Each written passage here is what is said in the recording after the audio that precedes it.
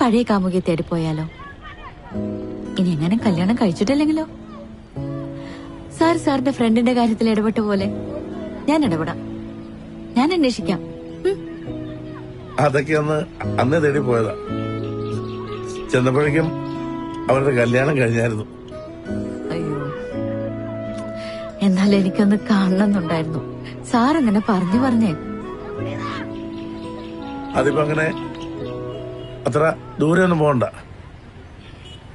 ഇവിടൊക്കെ തന്നെ ഉണ്ട്.